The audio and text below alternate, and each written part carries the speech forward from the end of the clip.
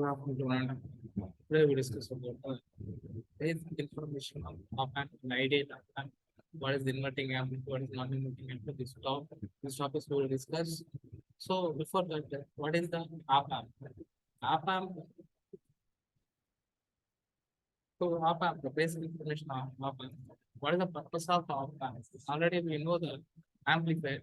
Amplifier is nothing but it can increase the signal strength, give strength to the weak signal. That is the amplifier. Now we discuss about the amp, operational amplifier. What is the purpose of operational amplifier? That means it can do multiple operations. It can do multiple operations. See, what are the multiple operations? Means addition, subtraction, division, differentiation, integrations, like multi-vibrators. These are all the multiple operations it can do by using the op-amp. That is the purpose of operational amplifier. If you see the pin diagram of op-amp, this is the pin diagram of op-amp. So in that pin diagram, so this is the IC741 pin configurations op-amp. In that pin configuration,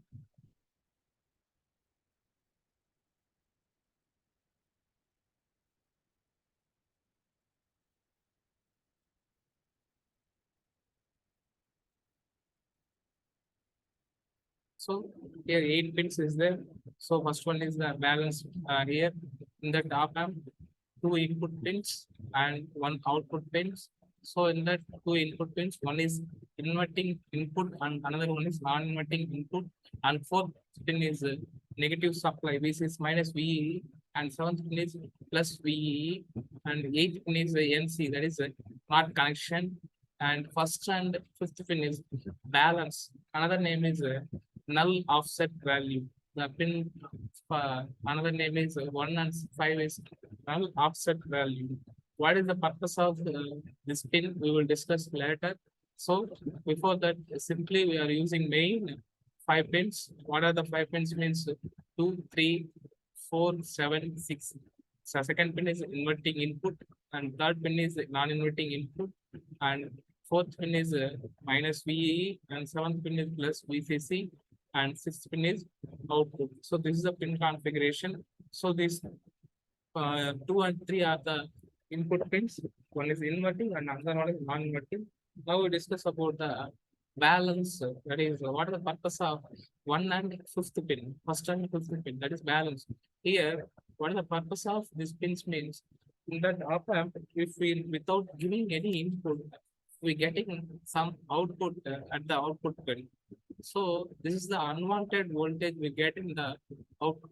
If we connected input pins both are grounded, then ideally we get output is 0, but practically we get some little lowest voltage value. So that is the unwanted voltage value. We have to reset, we have to balance the circuit. That's why we have to connect at the input side 1 pin and output side 1 pin. That is the null offset value. Fix the null value. Otherwise, it's called a balance. It means the circuit will be, the IC will, operational amplifier will be balanced both side, and the input side and the output side, both side are equal. That is the purpose of operational amplifier. That is a null offset pins in op-amp. And the next topic is, if we see the ideal op-amp characteristics. See, if any operational amplifier is having ideal characteristics and practical characteristics. If you see the ideal op-amp characteristics, here the infinite gain is infinite. The gain is infinite, but practically it will be high value, shows high value, but ideally it shows infinite voltage gain value. So, and again, second characteristics of ideal op-amp is infinite input impedance. So it shows ideally input impedance is infinite, but practically it shows high value. And again, coming to output impedance, the ideal op-amp output impedance is 0, but practically it shows low value. And another one is bandwidth. Ideal op-amp bandwidth is infinite, but practical op-amp bandwidth is high value. So that is the difference between the ideal and practical. And again, remaining parameters is the all are the slew rate and then CMRR. So slew rate also infinite, ideal op amp, and then ideal op amp CMRR also infinite. These all are the characteristics of ideal op amp. Next topic is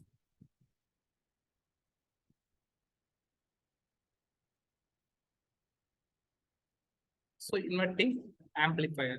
So inverting amplifier is nothing but we giving input at the inverting terminal and we taking and we given non-inverting terminal is grounded. So if you see observe the circuit diagram here, the input Vin is given at the inverting terminal and the non-inverting terminal is connected to the grounded. And here we taking feedback across the inverting terminal. If you're taking feedback at the non-inverting means we get instability. That's why always remember we always taking feedback at the inverting terminal. That is the purpose of why we're taking feedback at the inverting terminal means we have to get stability gain. That is the reason we're always taking we're always taking feedback across the inverting terminal. So remember what is inverting means we're giving input at the inverting terminal and the non-inverting here already we discussed about the basic amplifier, op amp. So here two input is there. One is inverting input and then non-inverting input. Non-inverting terminal is grounded and we're giving input at the inverting terminal. So this is the inverting amplifier. If you observe non-inverting amplifier, if you observe non-inverting amplifier, so this is a non-inverting amplifier. So already we know the op amp having two terminals. One is inverting and another one is non-inverting. Before topic, the inverting amplifier, that means the non-inverting terminal is connected to grounded and the inverting terminal is connected to the input. Now, for non-inverting amplifier, inverting terminal is connected to ground and input is given at the non-inverting terminal. So that is the reason this is known as the circuit is known as the non-inverting amplifier. The same way here also we're giving feedback across the inverting terminal for the purpose of stability. So this is the inverting and then non-inverting amplifier. So already we discussed in inverting, we're giving input across the inverting terminal and the non-inverting terminal is connected to the grounded. And the same thing coming to non-inverting amplifier, here also we given input at the non-inverting terminal and the inverting terminal is connected to the grounded. And again, another important one is voltage follower. What is the purpose of voltage follower means? It follows the output voltage follows the input voltage. Output voltage follows the input voltage. See here the input is 10 volts, the output also 10 volts. Wherever we're giving exact output without any increment or decrement, we want exact voltage means we have to connect voltage follower circuit. Voltage follower circuit. Here, if you observe here, the input is 10 volts, the output also 10 volts without any changing. That is the reason this is the voltage follower simply says the output voltage follows the input voltage. If I change the input voltage 15 volts, we get output voltage also 15 volts.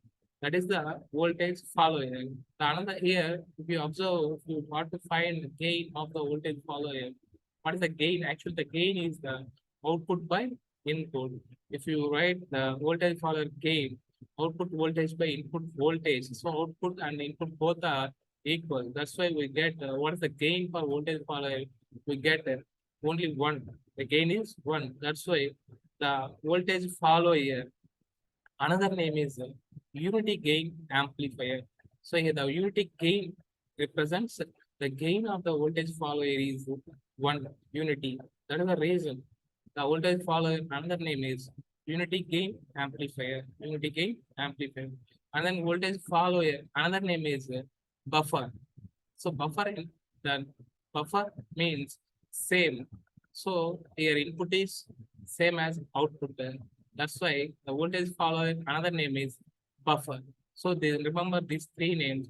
Voltage follower is also known as unity gain amplifier, and the voltage follower is also known as buffer. What is the voltage follower means? The output voltage. This is the output voltage follows the input voltage. That means the both input and output are same. So remember these three parameters, these three amplifier circuits is very important in operational amplifier. So this is the basic information of op-amp. So here we discuss about IC741. So remember that it's having 8 pins. So 2 input pins, one is inverting input and the second one is non-inverting input and one output. And the power supply, 2 power supply, one is minus VE and another one is plus VCC, and 1 and 5th pin. First and 5th pin are connected to balance the circuit. So without any disturbances, without any unwanted voltage, it will be managed. So that is the purpose of balance, or another name is null offset pin. So another pin is the NC pin. There is no connection, not connected to any pin. That's why the name is no connection pin. So this is the basic information of op-amp, and then this is the characteristics of ideal op-amp.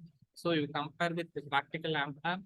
So ideal op-amp having infinite voltage gain, infinite input impedance, zero output impedance, and then infinite bandwidth, infinite slew rate, infinite CMRR. CMRR indicates common mode rejection ratio. So these are the ideal characteristics of op-amp. If you see the practical, infinite voltage gain is high, the input impedance is high, the output impedance is it indicates minimum value, lowest value, and the bandwidth also high, the slew rate also high, and CMR also high. These are the practical ideal and op-amp and practical op-amp. Next, we will discuss about the inverting amplifier. So inverting amplifier means we're giving input across the inverting terminal, and the non-inverted terminal is connected to the grounded, and this is the inverting procedure. And if you're giving feedback across the non-inverting means the amplifier should be instability. That's why always remember we're giving feedback to the inverting terminal. So this is the inverting amplifier. And the second one is non-inverting amplifier. The same here also. The input is given to the non-inverting terminal, and another terminal inverting terminal connected to the ground. The same procedure here also. Feedback is taken from is given to the inverter. And again, another one is voltage follower. Already we discussed the voltage follower is nothing but the output voltage follows the input voltage. And here both input and output are same. This is a circuit diagram for voltage follower here. And the gain of the voltage follower is 1. That's why the name for voltage follower is unity gain amplifier. And then the another name for voltage follower is buffer. What is the reason to say buffer means here both input and output are same. That's why the another name for voltage follower is buffer. Buffer means same. So thank you. We'll discuss that.